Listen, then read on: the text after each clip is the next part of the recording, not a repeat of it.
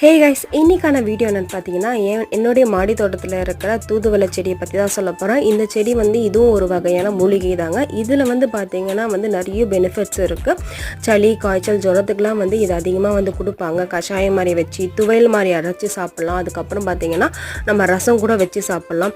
நம்ம இதோடைய சாறை எடுத்து நம்ம தோசை மாவில் கலந்து நம்ம தோசை, இட்லி அந்த மாதிரி ஊற்றி சாப்பிட்றதுனால நமக்கு நிறைய பெனிஃபிட்ஸ் நமக்கு கிடைக்கும். இதோடைய பூக்கள் பார்த்தீங்கன்னா நல்ல ஒரு பர்பிள் கலரில் அழகாக பார்க்கறதுக்கே ரொம்ப அட்ராக்ஷனாக இருக்கும். இதுலேயும் பார்த்தீங்கன்னா நமக்கு சீட்ஸ் வரும். குட்டியாக தக்காளி மாதிரி நமக்கு வருவாங்க. அந்த சீட்ஸை சேகரித்து வச்சு நம்ம போடும்போது நமக்கு தூதுவளை செடியை நம்ம வளர்க்க ஆரம்பிக்கலாம். இதில் பார்த்தீங்கன்னா இதோடைய இலையில் இருக்கிற முட்களை ரிமூவ் பண்ணிட்டு தான் நம்ம இந்த கீரையை யூஸ் பண்ணணுங்க. நம்ம அப்படியே முட்களோடு நம்ம போடக்கூடாது. இது முட்கள் பார்த்திங்கன்னா ரொம்ப ஷார்ப்பாக இருக்கும்.